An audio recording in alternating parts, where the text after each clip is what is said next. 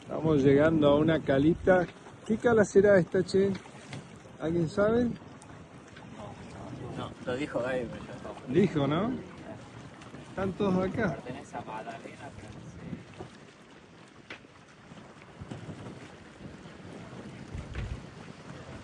Ahí les pasé acá por el chat, después se los voy a compartir por el WhatsApp, la planilla esta de cálculo, ¿sí? Con estos datos, esta información. Si alguno tiene dudas o tiene problemas, me avisa.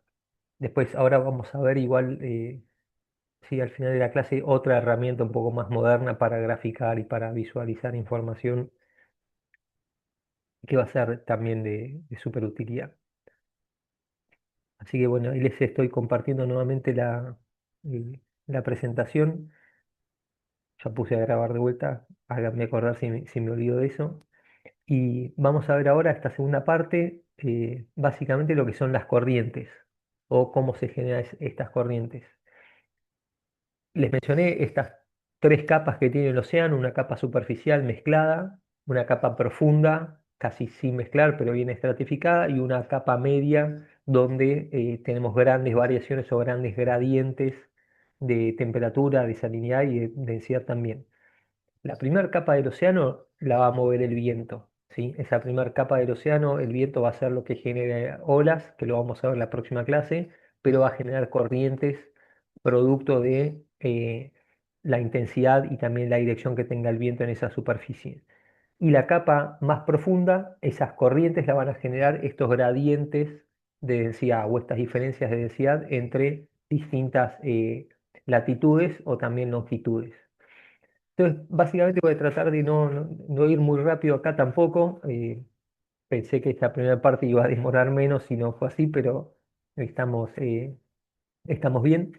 Esa primera capa superficial del océano, el viento, cuando fluye sobre la superficie, va a poner el agua en movimiento, va a generar olas, lo vamos a ver después, pero además de las olas, va, por la viscosidad que tiene el agua, va a ir intensificándose la primera capa del océano y después las que están por debajo, en esos primeros 200 o 300 metros, no mucho más, 400, 500 metros puede ser según la intensidad del viento, y va a poner en movimiento esa primera capa de agua.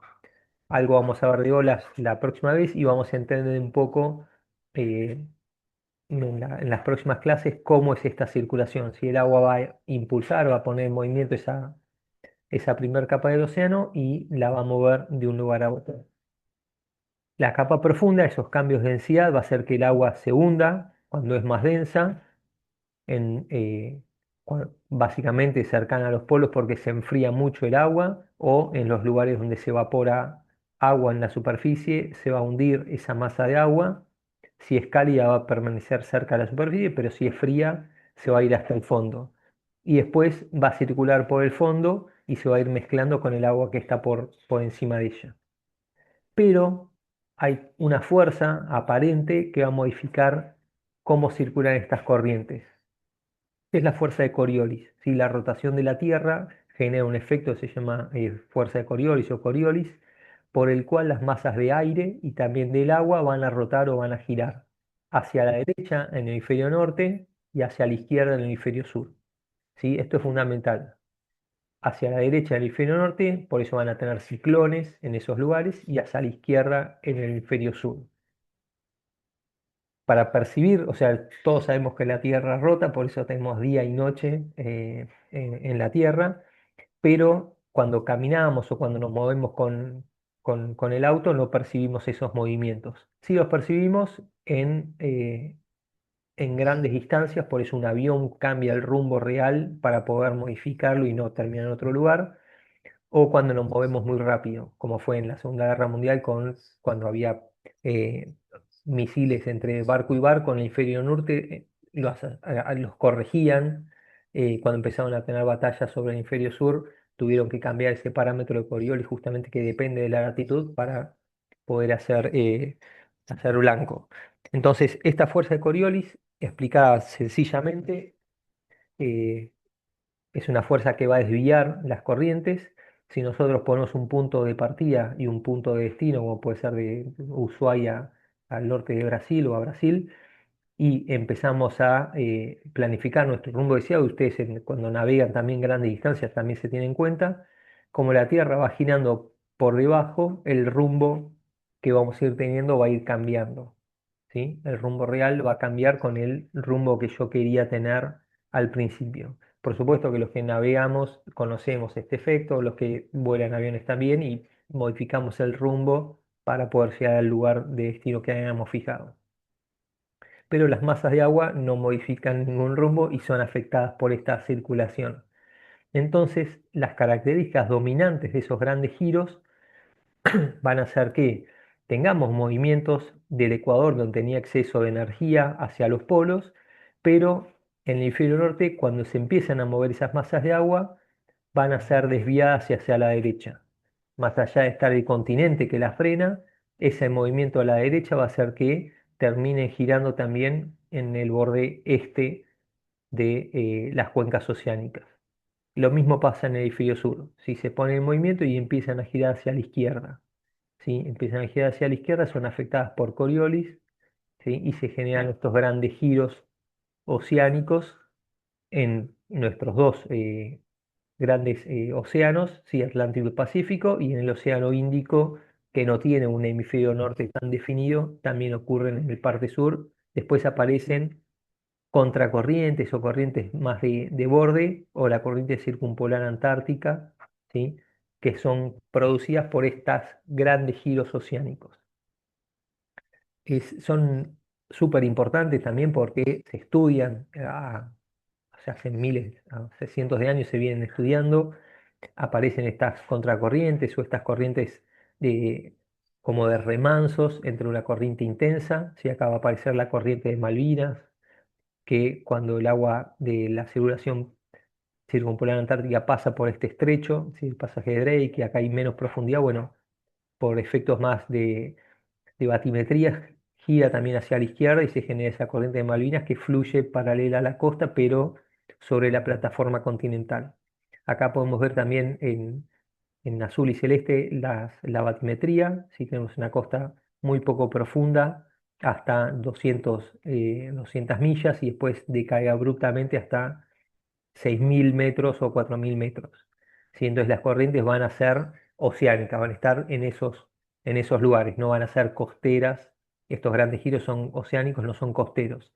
Como le dije, aparecen corrientes costeras, la corriente dentro de la plataforma de sur a norte, hay en Bahía Blanca y al sur giros, dentro de los golfos también tenemos giros, bueno, el Río de la Plata también tiene su propio transporte, pero son corrientes más costeras.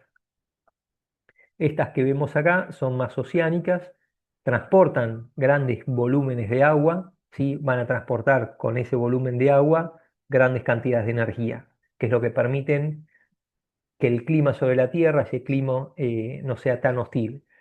Siempre se mencionó, digamos, a la misma latitud en el hemisferio norte, donde tenemos continentes más anchos, en la región de Canadá o el centro de Canadá o Estados Unidos del norte, en invierno son súper fríos y se congelan, y sin embargo a la misma latitud, ¿sí? Lo que es Gran Bretaña, Islandia, Suecia, que son regiones costeras, bueno, la temperatura es mucho más agradable de lo que es en el centro del continente, ¿sí? Producto de la corriente del Golfo, esta corriente que lleva energía, lleva calor desde el trópico del Ecuador hacia el océano, digamos, el Atlántico del Este. Lo otro que vemos también en el fondo acá es que en esta batimetría las dorsales atlánticas, ¿sí? Estas dorsales, acá vemos la del Atlántico, son como grandes montañas sumergidas, ¿sí? Son detalles de la batimetría que hacen que los continentes se estén moviendo, ¿sí?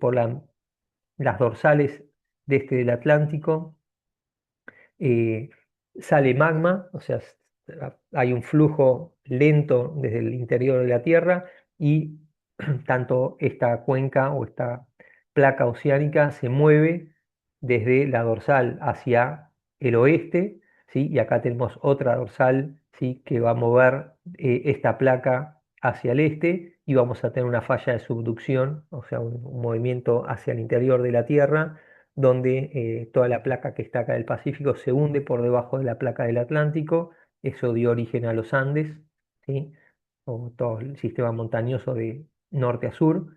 Y bueno, los terremotos justamente sean estos lugares de subducción, estas fallas de subducción que hay en todos los océanos o en el Océano Pacífico, dando toda esa vuelta. Y una dorsal que la vemos por acá. Entonces, eso también va a generar que las corrientes más de fondo, bueno, tengan que ser deflectadas o haya lugares donde el agua puede pasar esas grandes montañas. Voy a ir para atrás un segundito, o bastante más para atrás. Estas manchas grises acá, justamente es esas dorsales que vemos acá en distintos lugares del globo. Entonces esto también va a detener a esas corrientes. Esta masa de agua está retenida de este lado y de este lado fíjense que tenemos otra temperatura. Bueno, justamente producto de esa batimetría que tiene el fondo que es súper compleja y modifica mucho esas corrientes de fondo.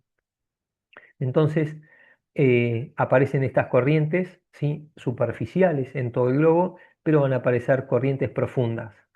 Estas corrientes profundas están por debajo de esos 500 metros y vamos a tener zonas donde, en el Atlántico Norte, donde veíamos que tenía mucha salinidad, el agua se enfría y se hunde, como el agua es salina, ¿sí?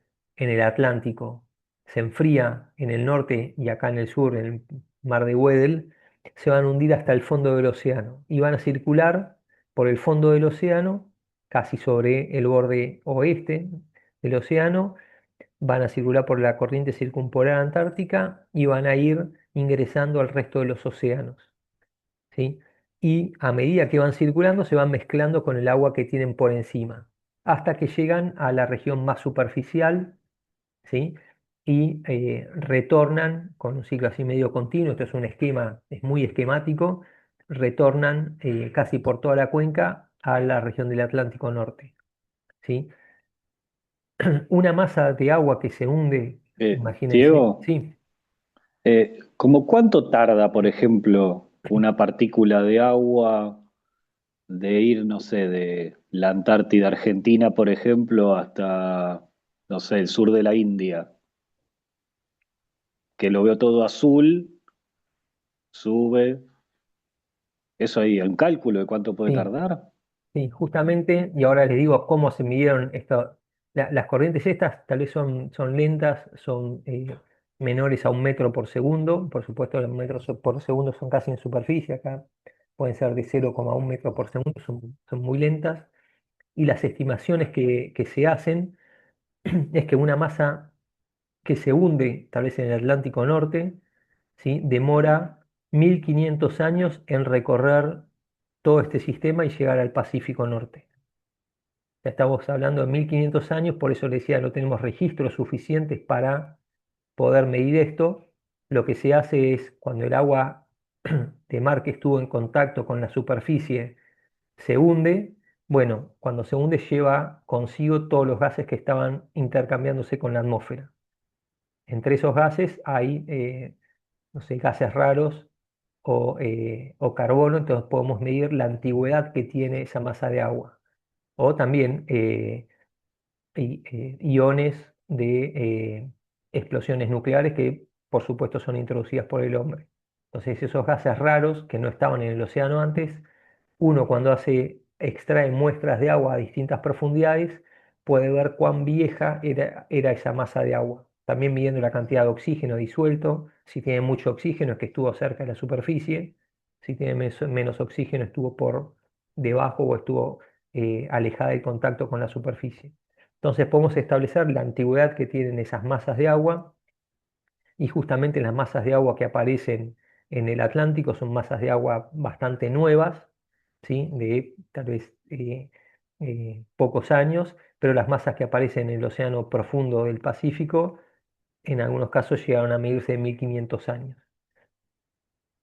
Entonces es una circulación súper lenta, Y ¿sí? una cosa, por ejemplo, había hace 1500 años unos gases raros y cuando eso vuelve a la superficie, esos gases raros vuelven a la atmósfera, Sí, exacto. ¿no? Acá, como acá hay una evaporación ahí y si había, no sé, algo radioactivo, vuelve a estar. Exactamente, sí, en pocas concentraciones, pero vuelve a estar ahí en la superficie. Justamente con esos iones radioactivos se puede medir la antigüedad que tiene la partícula, son en bajas concentraciones en comparación cuando fueron originadas, pero existen. Yo creo que tal vez ustedes que tienen más o menos la misma edad que yo, vieron el día después de mañana, si no véanla, el día después de mañana habla justamente de esta corriente de conveyor belt, esta circulación eterna, que lo que hacían era detenerla. Si yo detengo esta circulación, voy a estar dejando de llevar aguas cálidas hacia las regiones polares y aguas frías por el fondo hacia las regiones ecuatoriales. Entonces, lo que planteaba la película, si no la recuerdan, es que se empezaban a congelar mucho más los polos o Nueva York o las latitudes medias porque no tenía esta energía. Bueno, eso se está midiendo, esta circulación, hay campañas que se hacen en el hemisferio norte, desde Estados Unidos a Europa, continuamente o con bastante frecuencia, y miden en la vertical, como les mostré, cómo circula esta masa de agua. Y en el sur también hay un proyecto que es entre Brasil, Argentina, Uruguay y África para medir esta circulación también. Y se está notando que lentamente se puede llegar a detener, la temperatura en el fondo empieza a aumentar también, si aumenta la temperatura en el fondo va a hacer que esta circulación sea un poco menor. Entonces empiezan a medirse algunas consecuencias ahí del cambio climático en lo que es la circulación así general. Por supuesto que van a demorar miles de años en cambiar o producirse cambios severos en esta circulación, pero es algo que no podemos detener tampoco. O sea, si nosotros sabemos que desde la década del 70 o de la época industrial empezamos a contaminar o a emitir gases, bueno, el océano lo está percibiendo muchos años después. Entonces, la respuesta que tiene el océano es lenta, transfiere energía mucha, absorbe gran cantidad de dióxido de carbono, de los gases que estuvimos emitiendo y los mantiene, pero en un momento, como decía Emilio, van a volver a estar disponibles o cercanos a la superficie. Eh, Diego, una pequeña consulta, había algo loco, voy a decir, ¿no? Pero no sé si viste la película Buscando a Nemo, sí. que en una parte muestra la tortuga que se mete en una corriente de tubo, Mm, y con esa corriente de tubo se transporta a una velocidad bastante más alta de del resto del agua, ¿no? exacto. Sí, esas corrientes existen porque justamente, como vemos acá, esta corriente del borde oeste, la otra es una corriente así cercana a Australia, Ciao, existen, no es que se ven o se sienten, digamos, se perciben, ahora vamos a ver un poquito algo de eso también, están determinadas, mueven grandes volúmenes de agua, casi podemos tener, nosotros lo medimos en millones de metros cúbicos por segundo, y tal vez tenemos 27 millones de metros cúbicos por segundo, 60 millones de metros cúbicos por segundo. Son corrientes que van lento, pero transportan una cantidad abismal de agua. Y existen. No es una corriente de tubo que la veamos así como si fuera un tubo específico, pero es como la corriente de Brasil, la corriente de Malvinas, son corrientes que van pegaditas a la plataforma, eh, más sobre el oeste, porque la Tierra gira y las corrientes son de borde oeste, o sea, circulan más por estos bordes, tanto del Océano Atlántico, del Pacífico y también del Índico, y en poca distancia transportan mucha cantidad de agua. Entonces, veo que eh, en la antigüedad ya se conocían, eh, muchos de los animales también las conocen, porque hay muchas tortugas del Atlántico que van al Pacífico justamente aprovechando la corriente del Golfo o las corrientes esas australianas. Así que los animales también las tienen en cuenta, nosotros para navegar también se tienen en cuenta. Así que la película Buscando a Nemo está bien, habla bien de esas corrientes, tal vez no se pueden graficar con tanta simpleza, pero existen. Bien, y hablando de eso, nuestras primeras experiencias a velas, hablando más de la navegación, son de casi finales del quinto milenio antes de Cristo. Se encontraron algunos dibujos de embarcaciones, acá hay esquemas, hay unas pinturas, digamos, de cómo eran esas embarcaciones en su momento. La verdad que la historia o reconstruir esa historia para nosotros también es importante. Básicamente los polinesios son los primeros que empezaron a utilizar conocimientos de navegación astronómica u observaciones, digamos, de aves, oleajes o los patrones de vientos, empezaron a estudiarlos bien para poder moverse entre islas. Eh, Esa transmisión de esos conocimientos fue justamente una tradición oral, que es algo que tratamos de que no se pierda, eh, más allá de todo el conocimiento científico que podemos llegar a tener, que es súper acotado, hay un conocimiento cultural que, que es súper importante y es importante ponerlo en diálogo con el conocimiento científico para mejorar nuestra capacidad de entender un sistema tan complejo como es la Tierra. Pero ya hace un montón de años que la gente navegaba y necesitaba tener eh, conocimiento sobre el mar para poder moverse, para llevar alimentos de un lugar a otro. Así que eso es algo que seguimos estudiando. Y esas primeras corrientes, acá tenemos un ejemplo de la corriente de Golfo, esquematizada por Franklin en una de las campañas que hicieron en 1769. Esta es la corriente del Golfo, ellos ya la conocían y sabían que para cruzar de América a Europa tenían que ir justamente por estas latitudes, ¿sí? Ir por el Ecuador les iba a ser imposible porque tenemos una corriente del Ecuador en dirección contraria, así que sabían que podían ir a estas latitudes de América a Europa y volver por la región más ecuatorial, cuando se navegaba, por supuesto, a vela. Después con motor uno casi puede hacer lo que quiere, pero nosotros que navegamos a vela, bueno, sabemos que utilizar los vientos para navegar es fundamental. Sí, esto ya en 1700 se empezó a conocer. Pero básicamente estas fueron las primeras grandes campañas científicas que se hicieron, ¿sí? El Endeavour con James Cook a bordo que recorrió todo el globo, en 1700 también 68, 70.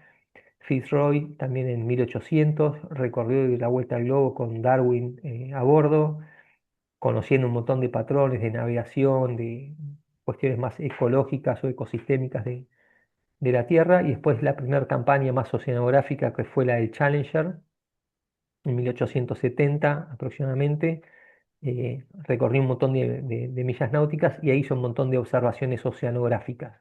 Para los oceanógrafos fue el primer hito donde se monitoreó gran parte del océano con una misma forma, no solamente visual, sino con observaciones así de datos. Es importante rescatar para nosotros toda esta parte histórica y cultural, como les decía, porque justamente es lo que nos da el conocimiento actual que tenemos. Pero fíjense que una corriente que demora 1500 años de llegar de un punto a otro, con este tipo de investigaciones desde 1770 aproximadamente, bueno, no son suficientes para entender bien cómo impactan o cómo se mueven esas masas de agua. ¿Sí? Hay mucho de esta historia, si les gusta la historia de la navegación, seguramente sí, pueden encontrar cómo eran esas embarcaciones. Hay un caso muy anecdótico que seguramente lo habrán visto, lo habrán leído de Shackleton, ¿sí? Que quedó atrapado en el hielo en los mares del sur. Véanlo, seguramente la mayoría ya lo conocen. A mí siempre me impactó ver cómo se manejaban en el océano en esos momentos teniendo conocimientos, teniendo pocas observaciones y por supuesto sin tener pronósticos, sin tener otro tipo de información que ahora disponemos como los GPS para poder ubicarnos. ¿Sí? Es algo que Con a mí- el, sí. con el viaje del Beagle, por ejemplo, está el libro de Pigafetta, que son las crónicas de Pigafetta, que era el cronista, No la y él conocía. relata de principio a fin. Es un libro grandecito, está buenísimo. Después lo voy a buscar. A mí siempre me gustó buscar o reconstruir esa historia y tratar de leer las cuestiones más oceanográficas que se registraban en esas bitácoras, sobre todo. Eh, pero está bueno. Después, si querés compartir ahí el nombre, Emilio, y tratamos de Sí, buscar. Emilio, por favor, compartilo porque también me interesa el tema histórico y tener alguna literatura o bibliografía, para leer está bueno. Eh, Después de Shackleton, bueno, además de libros, hay videos, así que para buscar hay bastante, bueno, sobre Darwin también. Eh, Después yo les comparto ahí la del Challenger, también hay un gran libro, creo que está disponible en la web, así que le voy a hacer un pequeño resumen de de esa información por lo que había ese momento. Pero es súper importante también esta parte histórica y cultural. Y medio que nosotros dentro de Argentina, que vivimos casi siempre de espaldas al mar, no tenemos tanto registro histórico. Y hay un concepto, hay algo que a mí siempre... Sí, perdón. No sé si alguien quería mencionar algo, pero nuestras culturas, nuestros antepasados que tenían bastante contacto con el mar, bueno, ese conocimiento también se fue perdiendo y es algo que no deberíamos haberlo permitido, digamos, o recuperar esos conocimientos de nuestros antepasados o de nuestros pueblos originarios de cómo se relacionaban con el mar, es algo que se está tratando de recuperar y se hace muy difícil porque no tenemos tantos registros. En otros lugares del mundo, como en la Polinesia, bueno, sí hay mucha información. O los vikingos, digamos, en Europa del Norte también son bastante conocidos por eso. Bien, bueno, esto sí que... Profesor, Sí, una... No, perdón, interrumpí. no, diga, No, no, complete. sí, dale, dale, no, te escucho. No, lo mío era una consulta vinculada Mm, no tanto por la historia, sino me estaba preguntando sobre las cartas piloto, las pilot chart, que de alguna manera uno obtiene información sobre las corrientes predominantes en las distintas latitudes o longitudes, y esa información que brindan las cartas piloto, obviamente, imagino que están vinculadas con la circulación de las corrientes marinas hasta determinada profundidad, que son las predominantes o las que pueden incidir en la navegación. Porque recuerdo la transparencia o la imagen que presentó hace un tiempo atrás, unos minutos atrás, del conveyor belt, que en profundidades adquieren otra dirección y otro sentido distinto. mm. Sí, medio para navegar solamente vamos a observar o prestar atención en las capas superficiales donde el viento va a ser el predominante y esas pilot charts justamente eh, se analizan o se confeccionan a partir de las características promedios o medias de la superficie del océano, que están muy bien, a veces fallan según una cosa es describir algo en promedio o caracterizarlo en promedio, pero después ustedes cuando salen a navegar ya saben que según el día y según la dirección del viento vamos a tener determinada, determinadas corrientes. Bueno, lo que PyroChart lo que nos ayuda es a, en promedio, entender cómo son esas características o esas corrientes. Después, en el día a día es lo que uno tiene que ir viendo y también el que conoce localmente, creo que acá la gente de San Luis que conoce su lago, bueno, conocer ese lago y ver cómo varía a lo largo del año o con distintas condiciones de viento, bueno, es información que tal vez no está en un pilot chart, pero uno puede construir esa información. Eh, Está muy bien, digamos. Ahí vamos a charlar un poquito al final de la clase de cómo mejorar esos conocimientos. Y un pilot chart ayuda muchísimo, tal vez podemos tener un poco más de información de otro lugar y entre toda esa información construir o entender un poco mejor cómo varían esas corrientes en superficie.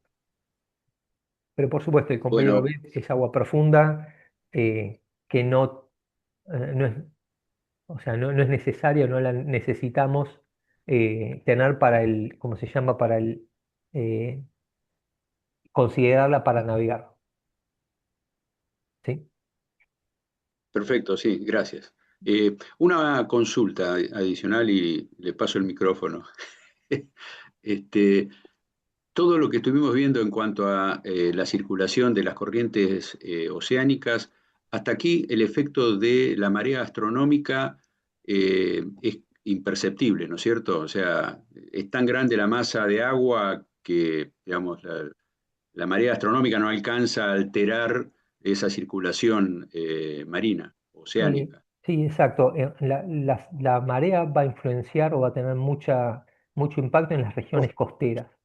Cuando veamos ahí mareas, se los voy a mencionar con más detalle, pero en la costa, cercana a la costa, la marea sí es importante, genera corrientes importantes según la latitud y según el lugar, pero en la masa oceánica no. Esa circulación de vientos eh, que vimos ahí hace unas diapositivas anteriores, lo que va a terminar haciendo es apilar agua en esas, donde están los centros de alta presión y deprimirlas donde están en la región ecuatorial o más cercana a los polos. Y esas diferencias de apilamiento, vamos a ver un poquito después más adelante, en las clases que viene, cómo se apila el agua y por qué, con esa dirección de viento, va a generar también corrientes geostróficas o diferencias de presiones, bueno, van a generar algo de corrientes.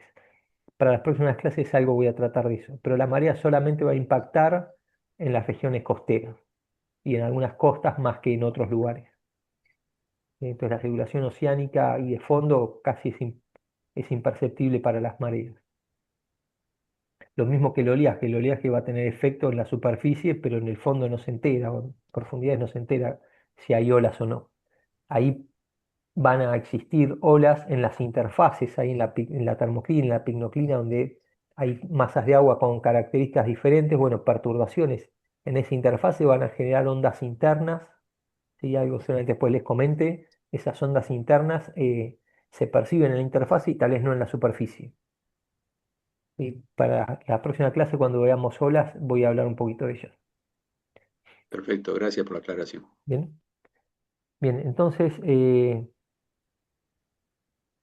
lo que les voy a comentar ahora es qué información disponemos actualmente. En la antigüedad se disponía de poca, lo poco que se fue avanzando. Bueno, ahora que tenemos una era satelital, tenemos satélites para investigación y también para posicionamiento dando vueltas por toda la superficie, también contaminando la atmósfera, o sea, los satélites cuando se mandan al espacio terminan contaminando la atmósfera, pero sirven, o el espacio, pero sirven para obtener información de ellas.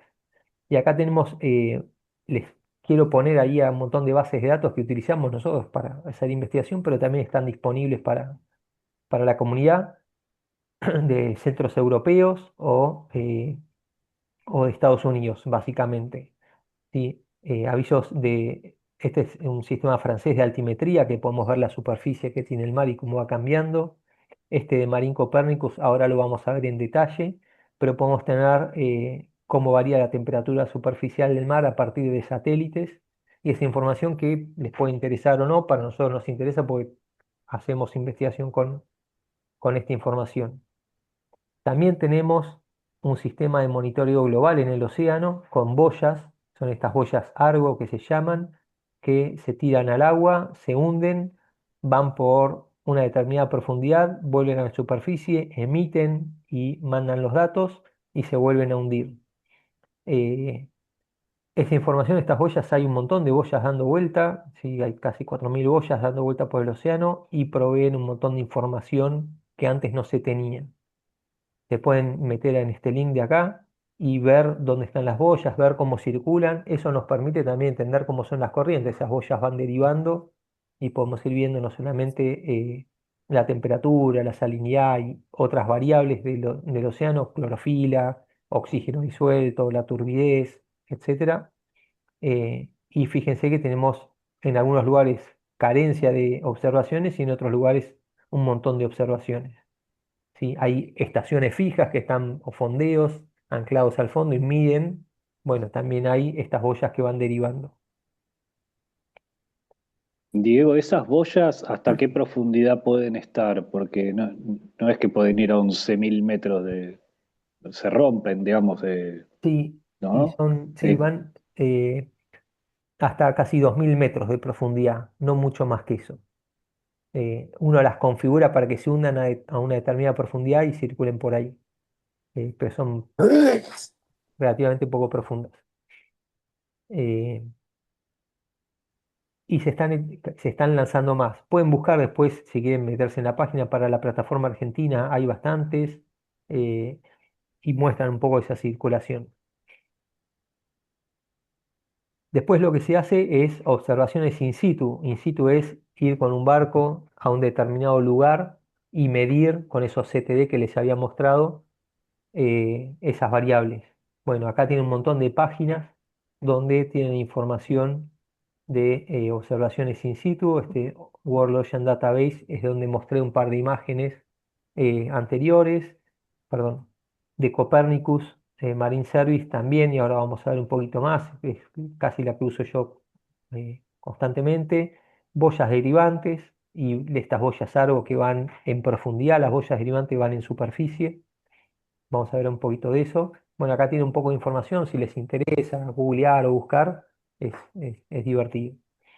También de batimetrías tenemos disponibles la red de Topo, Shepco, donde pueden descargar mapas batimétricos y acá lo puse para acordarme, estas batimetrías no reemplaza la carta náutica. Una carta náutica tiene otro tipo de información súper necesaria eh, porque están referenciadas a un nivel de referencia, son tal vez específicas para un puerto. Bueno, estas batimetrías muchas veces en las regiones costeras fallan y fallan bastante. Entonces, para hacer estudios más de investigación a nivel oceánico funcionan muy bien, pero después para hacer cosas más costeras hacen falta tener datos batimétricos de esas zonas costeras. Estas climatologías del océano, algo les había mostrado, World Ocean Database o el Atlas, nos permiten ver promedios anuales, promedios mensuales, ¿sí? De cómo varía la temperatura, la salinidad, el oxígeno disuelto en distintos lugares del globo. Tal vez cerca de las costas también suelen fallar, pero puede ser un buen producto si necesitan tener este tipo de información. Y para terminar, esta clase ahora les voy a compartir. Podemos ir en este visualizador que es Data Marine Copernicus. Ahora se los voy a mostrar, que tiene un montón de información más oceanográfica de distintos lugares del globo. Los voy a dejar de compartir acá y les voy a compartir esa página. Un segundo.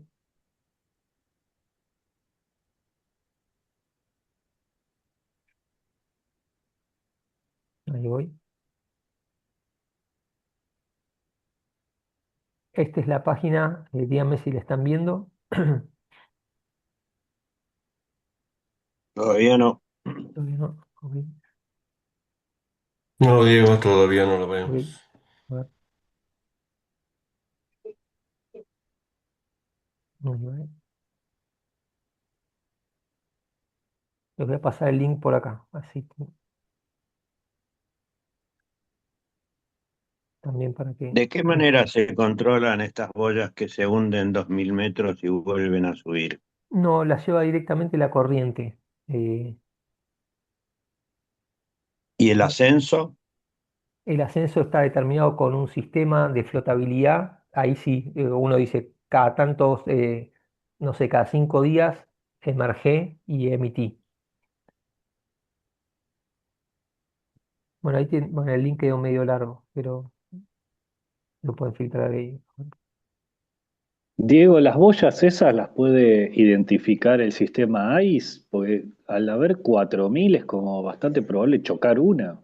Eh, sí, son boyas que no van a generar casi ningún daño y no, creo que no están referenciadas con el sistema.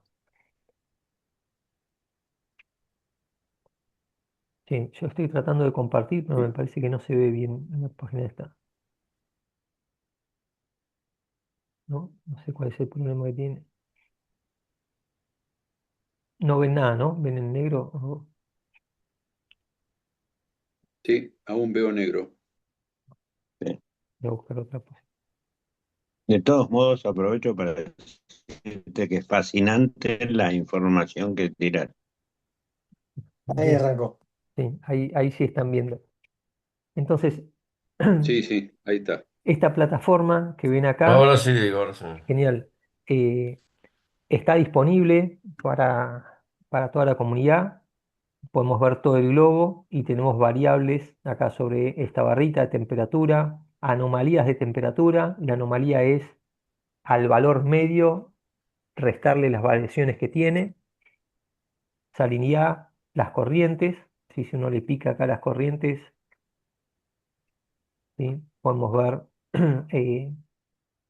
las corrientes que se dan en superficie.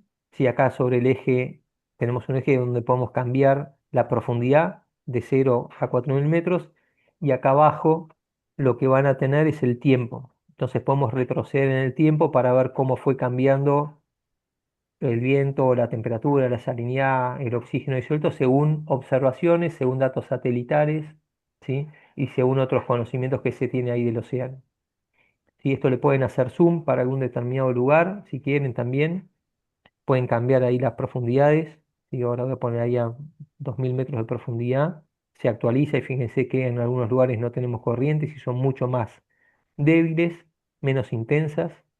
Sin embargo, existen. Fíjense acá las corrientes Malvinas. Bueno, eh, esto ustedes pueden acceder a esta información. Se pueden descargar datos también si hacen falta. ¿Sí? Es súper entretenido. Voy a volver ahí a la temperatura para que vean. A 2.000 metros la temperatura casi es homogénea, como les había mencionado, como habíamos visto esos perfiles eh, en superficie, perdón, esos perfiles verticales, y si vamos de vuelta a la superficie, fíjense que la temperatura cambia rotundamente. Bueno, esto es a base de Mirá qué información. bárbaro. ¿Sí? Y si retroceden el tiempo, o pueden ver el invierno, el verano y cómo cambia de un lugar a otro. ¿Sí? Bueno, esa información que está disponible, que tal vez es útil, tal vez no es útil, nosotros la utilizamos para entender un poco cómo es el clima ahí sobre la Tierra.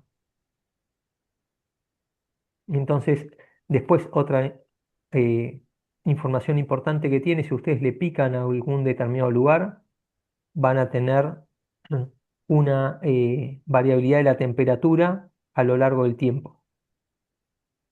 Entonces, a lo largo desde el 90 y, esto es 1988, hasta la época actual, bueno, cómo fue variando la temperatura en ese punto elegido, latitud y longitud, o longitud y latitud.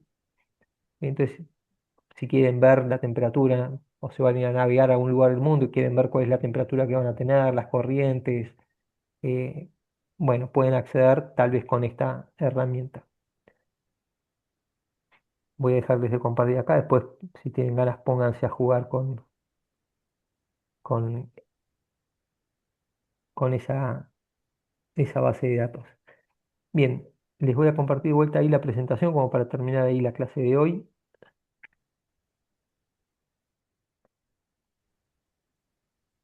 A ver, denme un segundo, sí. Bien, entonces vamos a completar esos perfiles verticales. Les pasé por ahí por el chat esa planilla Excel para graficar esos perfiles verticales. Bueno, completen si quieren esa información eh, para algún lugar del Atlántico, del Pacífico, y comparen cómo es la temperatura en distintas profundidades o a lo largo de distintos momentos del año. ¿Sí? Pueden jugar con esta herramienta, como les dije, o con cualquier otra que les puse ahí a disposición del dato. Después lo que tenemos es información del Servicio Meteorológico, del Servicio de Geografía Naval, del Instituto Nacional del Agua. Hay una información sobre el delta muy importante para los que navegan ahí en la región de San Fernando o Tigre. El Instituto Nacional del Agua tiene sensores de nivel en distintos lugares y hace pronósticos de cuál va a ser el nivel del agua en esos lugares. Y el Instituto Geográfico Nacional también eh, tiene información o tiene mapas, trata de ir actualizándolos para acceder a ella. Y bueno, el Servicio de Geografía Naval seguramente lo tengan bastante presente por las tablas de marea y también los informes o los avisos para navegantes. Y lo que les propongo terminar ahora es ver esta encuesta. Se las voy a compartir por acá. Ups, a ver, lo voy a preparar en la facultad, pero acá no.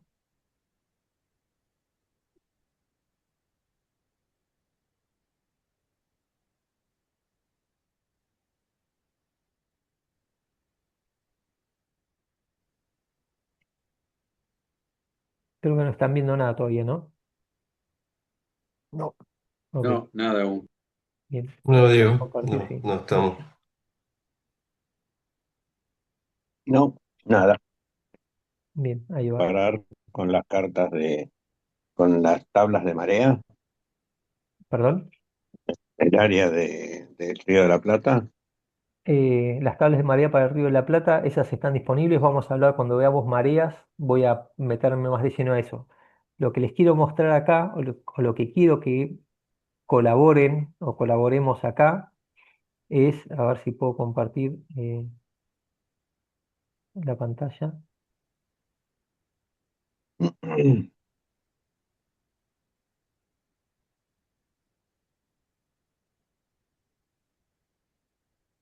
No, están viendo ahí todavía negro. Sí. Sí, todavía está en negro, no se ve. Ahora sí, Ahora sí, se ve esa página que no es la que la de quiero. Copérnicus, que nos Sí, ahí mostraste hace un ratito. sí. Y ahora cambia este tablero. A ver.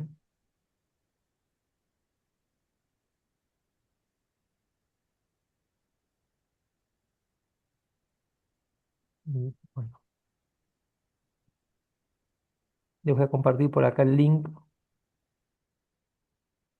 y voy a ver si lo puedo compartir como corresponde.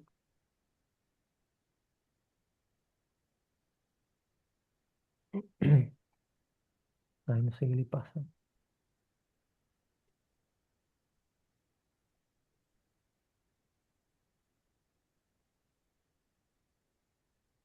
Ah, bueno, ahí sí.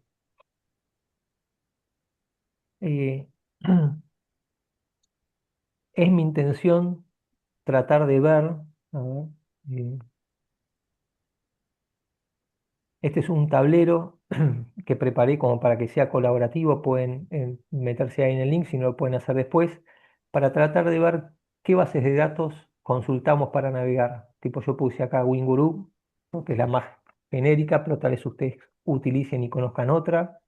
Seguramente para los que están dentro del continente y navegan en lagos, esta sea la más recomendable, y datos, o sea, el Servicio de Geografía Naval, por más que nos dé un aviso para el sistema marino o el servicio meteorológico, no les va a importar, pero tal vez tienen otras, o las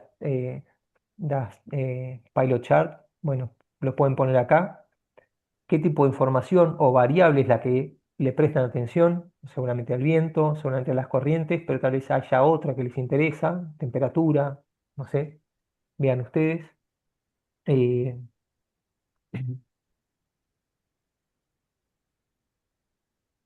Después, eh, a ver,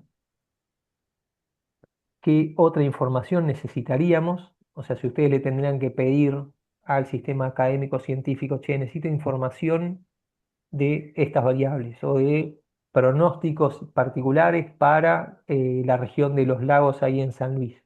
Bueno, estaría bueno por lo menos tratar de producirla. También, si esas herramientas que consultan les tienen confianza, aciertan o no, para evaluar por qué y en qué defectos tienen. Si esa información es de utilidad o es solo informativa, o sea, yo la necesito para navegar, saber cuál es el viento. Tomamos decisiones con esa información. Si ustedes van a salir a navegar hoy, se fijaron en la página del servicio meteorológico el viento que van a tener, qué dirección, o si va a cambiar para mañana, y tomar una decisión es a veces importante, a veces uno va a navegar igual sin tener información y toma las decisiones ahí en el lugar. Bueno, está bueno conocerlos. ¿En qué formato? ¿Sí? Necesitamos tener esa información, un texto, una figura, un cuadro. Está bueno para nosotros, para nuestro lado, saber y tratar muchas veces. Les mostré hoy un montón de figuras. A veces esas figuras, desde el sector académico científico, las podemos entender y tal vez la gente que tiene que tomar una decisión no es de utilidad. Y tenemos que nosotros cambiar la forma de comunicar lo que conocemos. ¿Sí? Entonces, voy a dejar acá de compartir de vuelta. Esto es una tablita que se ve de esta forma, ¿sí? Que es colaborativa. Ustedes acá pueden venir si se loguean o tienen este link. eh, Pueden con esta herramienta incluir un texto. Esto le pueden hacer zoom, por supuesto, a donde necesiten, ¿sí? ¿Qué formato, qué traba? Acá pueden escribir con el texto este.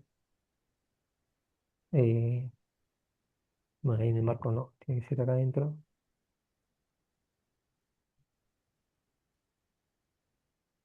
Y pueden escribir acá, necesito un cuadro y una figura, y va a quedar registrado. Ahí estoy agregando esa información, ¿sí? Bueno, eso, si ustedes quieren hacerlo durante la semana y completar esta información, lo pueden hacer y nos va a servir a todos para entender qué cosas miramos y qué cosas no miramos. Y lo Profesor, último, esta sí, encuesta que nos estás mostrando, accedemos a través del link que nos acabas de compartir. sí, se los voy a compartir después ahí en el WhatsApp, pero pueden acceder con ese link. Y pueden empezar a escribir ahora. Si alguno se lo vio y está escribiendo, nos vamos a ver ahí todos conectados. No, porque veo que Bien. en el chat de esta clase nos compartiste un link, y digo, bueno, tal vez entrando a ese link accedemos a la encuesta. Debería acceder a la encuesta. Si este link medio largo, si miró este Welcome Board, debería llevarlos a esta encuesta. Acá yo les puse, digamos, compartir y les copié el link acá. Sí, debería ser ese. Cualquiera.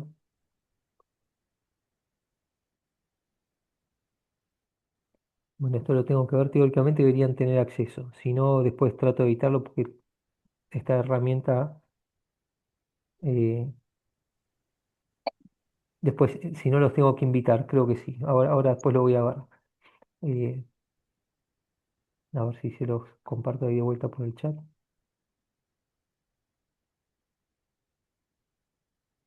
Veo después cómo compartirlo para que puedan no solamente acceder, sino escribir, si no va a ser inútil directamente.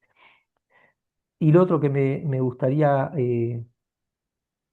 que compartir con ustedes, que es una tablita que está acá, es si ustedes les gustaría medir o no algún tipo de variable. Yo pienso para la gente que no se vive en Mar del Plata, tal vez tiene información del, del INIDEP, ¿sí? Que está disponible y pueden escribirla. Pero tal vez para la gente que navega en San Luis, bueno, tal vez pueden medir con un sensor de temperatura sencillo cómo cambia la temperatura a lo largo del año. Pueden tomar nota en una bitácora de cómo son los vientos en ese lugar, cómo cambian el día que salen a navegar. Pueden medir algún otro tipo de variables, como si hay floraciones algales, y anotarlo. Bueno, ese registro que ustedes pueden llevar cuando salen a navegar es útil como para componer esa información eh, más social y cultural que, que está bueno después compartirla. Si genera entre todos como una red de monitoreo comunitario para navegantes, pensar en escribir un boletín, ¿sí? Que se pueda distribuir entre todos los que navegamos con información robusta, tal vez de la parte científica y académica que podemos proveer nosotros, pero también de lo que miden ustedes cada vez que salen a navegar. Che, tuvimos este evento, vimos una floración algal en este momento, en este lugar, en este sitio, lo pueden datar con el GPS en el momento indicado, que es información que al sector científico no la tienen. ¿Por qué? Porque no salimos a navegar todos los días y no estamos en todos los lugares del territorio, ¿sí? Entonces esa información ustedes la pueden ir registrando, si les gusta la idea, si pueden hacerlo o no, y también pueden compartirla. Bueno, si pueden después escribir acá y si no pueden escribir, me fijo por qué no. Y se los comparto, lo vamos a ver la clase que viene, las clases que viene también. ¿Sí? Les voy a dejar de compartir aquí.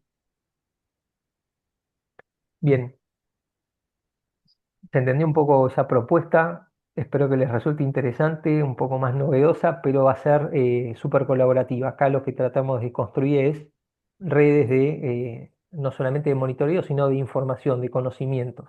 ¿Sí? El conocimiento que todos tenemos sobre el río cuando salimos a navegar, o del lago cuando salimos a navegar, o del mar cuando salimos a navegar, bueno, es información que tal vez en el momento no nos resulta importante, pero ustedes van a recordar, che, aquel día que salí a navegar tenía viento de tal lugar y la verdad que la pasé bien, o teníamos esas olas gigantes que no, bueno, tomar nota de eso a veces nos es útil para recordarlo tiempo después, y si la compartimos podemos ver un poco de por qué se dieron esas situaciones. O ustedes toman nota de tuve tal oleaje, bueno, en un momento podemos ver, che, Diego, ¿por qué pasó esto? ¿Qué hubo? Bueno, hubo un frente, surgió este evento, tuvimos un mar de fondo, tuvimos una ciclogénesis en otro lugar que emitió olas a otro lugar. Bueno, lo podemos ir componiendo o reconstituyendo esa historia después. ¿Sí? Bien, bueno, ahí se fue despidiendo un poco la gente, se nos hizo un poco más larga la clase de hoy, no sabía qué iba a pasar, pero hicieron bastantes preguntas, así que me alegro de eso. Y nos vemos el sábado que viene, ¿ok?